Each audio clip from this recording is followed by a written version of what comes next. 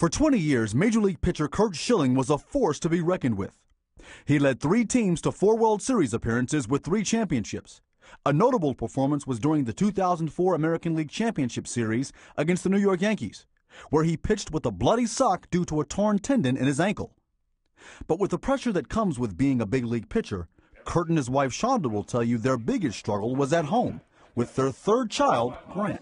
Wow, the jump from 1 to 2 and 2 to 3 is like going from 1 to 2 to 2 and 700. You know, now that there's 3 kids in the house, man-to-man defense no longer applies, right? You got to play zone. There's always one in play. And, you know, we couldn't have picked a 3rd one.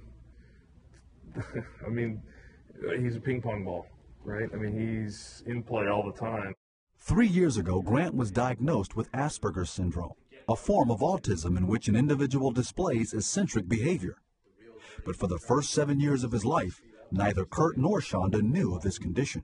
When was it that you began to notice that number 3 was just a little bit different? Well, you know, there were little things that he did when he was little, like if he fell, I couldn't pick him up and hug him. He would cry and I would touch him to say, "Are you okay?" And he would go, "Stop, stop," and he would just kind of fight. He was inconsolable. You couldn't comfort him. You could not comfort him at all. In 2000, the Phillies traded Curt to Arizona, and Shonda had to take care of the kids and the move. And in the midst of it all, things with Grant got worse. How did you feel? I mean, when he's literally, you want to help him, but he's pushing you away. Right. How did that make you feel? I felt defeated. I just felt defeated. I couldn't figure out how I was going to connect and be a mother to him, because I was doing everything in my power that I knew how to be a loving mother, and none of it was working. Curt helped lead the Diamondbacks to the 2001 World Series, and shortly after, the Schillings had another addition to the family, their youngest son, Garrison. Then in 2004, Curt was traded to the Boston Red Sox, but by this time, Grant's behavior was taking its toll on their marriage.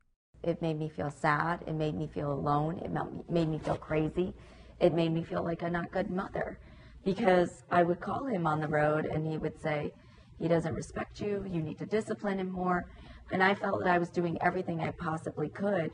So what happened between us was I didn't want to tell him anything because I didn't want to hear his quick fix-all thing when he wasn't here to see what was going on. I was frustrated because, you know, I never got the phone call of, "Oh, we just had the greatest day ever. We had so much fun." I mean, you know, I'm looking at what we have as a life and thinking, we're the most blessed, lucky human beings in existence, and making millions of dollars a year to play baseball. We get to travel around the world.